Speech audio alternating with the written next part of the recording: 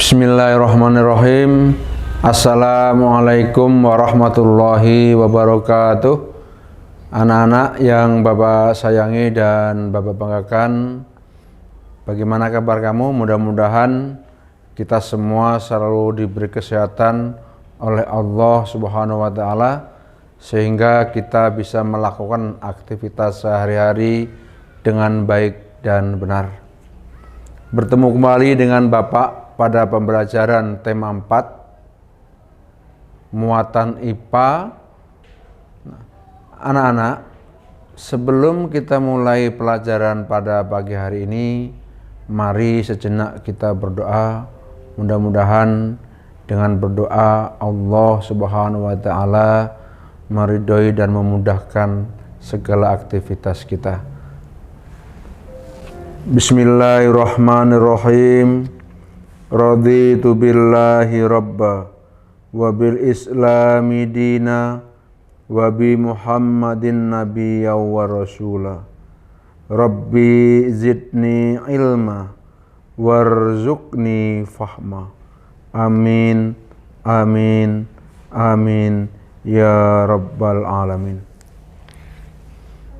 Anak-anak yang berbahagia, nilai keislaman pada pembelajaran kita di tema 4 ini pada subtema 3 adalah dalil yang kita ambil pada Al-Quran surah An-Nur ayat 35, yang artinya Allah pemberi cahaya kepada langit dan bumi.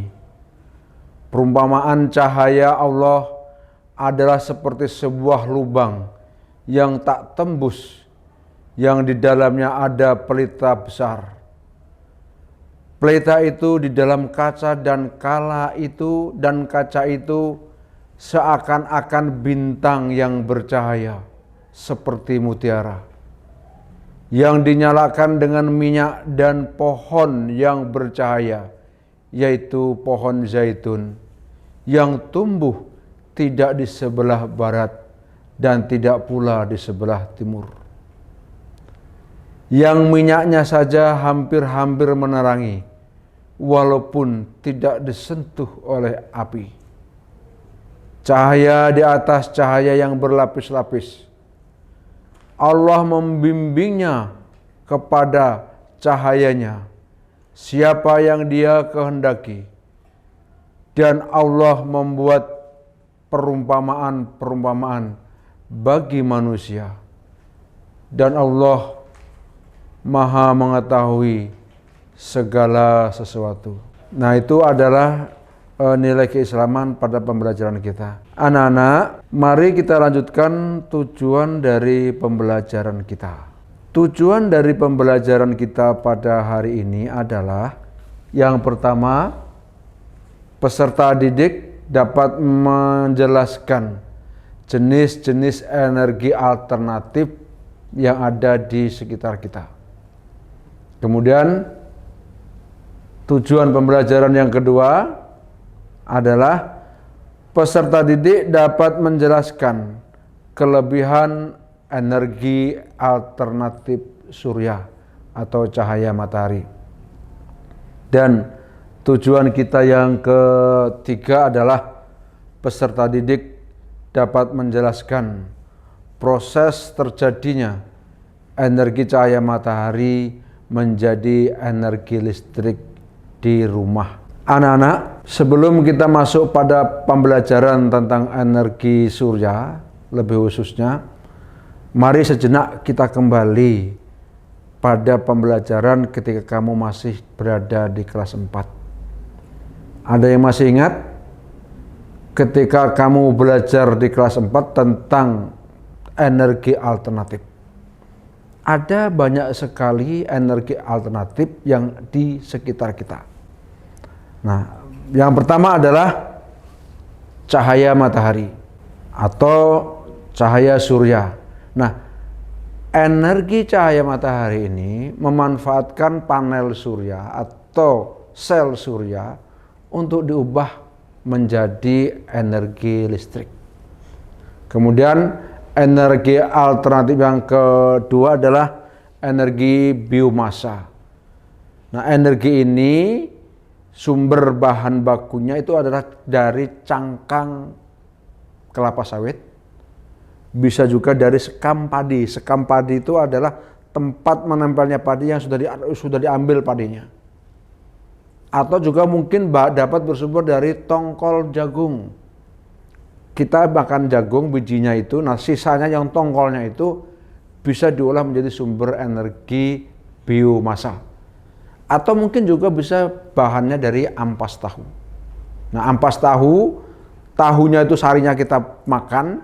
Nah, sisanya itu berupa ampas. Nah, ampasnya itu bisa diulang lagi, didaur lagi untuk menjadi sumber energi listrik dari bahan sumber ampas tahu yang namanya biomasa. Oke. Nah, kemudian energi alternatif yang berikutnya adalah angin. Nah, penggunaan energi angin ini di negara kita banyak dipakai di Provinsi Sulawesi Selatan. Nah, kemudian energi alternatif berikutnya adalah panas bumi atau geoterma. Nah, pemanfaatan energi panas bumi atau geoterma ini luar biasa di negara kita. Bahkan negara kita itu menduduki peringkat kedua terbesar di seluruh dunia. Karena kita memang kaya akan panas bumi. Nah, sekarang ini pemerintah mengembangkan energi alternatif panas bumi di wilayah Provinsi Timur. Tepatnya di Provinsi Nusa Tenggara Timur. Nah, di Pulau Flores yang berada di Nusa Tenggara Timur itu menurut para ahli itu terdapat 16 titik panas bumi yang bisa dimanfaatkan untuk menjadi energi listrik. Jadi sekarang ini pemerintah lebih mengarahkan ke daerah timur karena di sana melimpah sumber energi alternatifnya yang itu berupa panas bumi. Kemudian yang berikutnya adalah energi alternatif etanol. Nah, etanol ini adalah memanfaatkan alkohol dari bahan alkohol yang difermentasi dari tanaman jagung dan gandum. Namun, bahan energi alternatif etanol itu masih harus ditambah bensin untuk meningkatkan kadar oktan dan kualitas emisinya. Nah, kemudian yang berikutnya energi alternatif adalah gelombang air laut. Nah, ini masih sangat jarang ada di negara kita. Nah, mungkin kita kaya akan gelombang air laut karena kita negara kepulauan, tetapi untuk membuat pembangkit dari energi gelombang air laut ini memerlukan biaya yang sangat besar. Sehingga negara kita belum mengembangkan walaupun kita sangat tersedia sumber energi alternatif tersebut. Nah, anak-anak, itu adalah gambaran dari materi kelas 4 ketika kamu membicarakan tentang energi alternatif. Nah, sekarang kita ingat kembali pada pertemuan sebelumnya tentang energi listrik yang bersumber dari bahan mineral. Masih ingat kemarin bahwa kondisi energi di negara kita tuh sedang kritis. Artinya bahwa ketersediaan sumber energi yang berbahan fosil, baik itu nanti akan menghasilkan minyak bumi dan batu bara, sekarang dalam kondisi yang krisis ya. Kekurangan energi, sehingga pemerintah itu mengembangkan bagaimana mencari energi pengganti yang berbahan dari fosil hewan dan tumbuhan tersebut ke energi terbarukan. Oleh karena itu, mari kita bahas sekarang energi terbarukan yang ada di negara kita. Oke, kita lihat. Yang pertama yang perlu kita bahas secara lengkap adalah energi terbarukan dari cahaya matahari, yaitu menggunakan sel surya. Anak-anak, mungkin kita masih bertanya, Kenapa kita harus mencari energi yang terbarukan? Kita tahu bahwa kebutuhan sumber energi listrik itu semakin tahun semakin meningkat, maka harus ada terobosan. Lalu muncul pertanyaan, kenapa sih Pak kita harus mencari energi alternatif? Nah, alasan itu yang harus kita cari. Karena tuh manfaatnya lebih banyak daripada kita menggunakan sumber energi dari bahan minyak bumi atau batu bara. Apa manfaatnya yang kedua? Alasannya kita. Alasan yang pertama adalah kenapa kita harus beralih ke sumber energi terbarukan. Yang pertama adalah menjawab permasalahan bangsa terhadap krisis energi yang kita hadapi. Supaya kita tahu bahwa orang terbaik di negeri kita itu bisa saja memanfaatkan sumber energi alternatif tersebut. Kemudian alasan yang kedua adalah sumber energi alternatif itu bersih, aman, bebas polusi, dan yang paling penting ketersediaan di alam itu tak terbatas. Contoh, cahaya matahari tak terbatas sepanjang waktu ada. 1 kali 24 jam itu hampir 12 jam waktu siang itu menghasilkan sumber energi matahari. Nah, ini yang akan digali oleh para ilmuwan negara kita, memanfaatkan sumber energi surya itu menjadi energi listrik, sehingga terjawab bahwa kondisi krisis energi listrik di Indonesia akan segera teratasi. Nah, anak-anak, mungkin kita bertanya, gimana sih Pak memanfaatkan energi surya menjadi energi listrik? Anak-anak, ada 2 cara. Nah, para ilmuwan menemukan 2 cara mengubah energi cahaya matahari menjadi energi listrik. Cara yang pertama yaitu dengan cara pembangkit listrik tenaga surya termal. Bagaimana caranya, Pak? Caranya adalah suatu alat itu menampung energi cahaya panas matahari. Kemudian dialirkan kepada sebuah cairan. Nah, cairan tersebut akan menghasilkan uap yang sangat panas. Nah, uap itu yang dimanfaatkan, yang dihubungkan dengan generator, sehingga generator menghasilkan energi listrik. Itu cara pertama.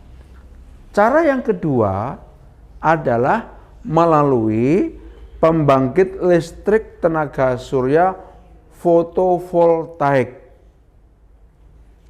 Jadi pada lempengan besi, lempengan silikon itu adalah suatu alat pada fotovoltaik itu yang mampu mengubah energi cahaya matahari langsung menjadi energi listrik.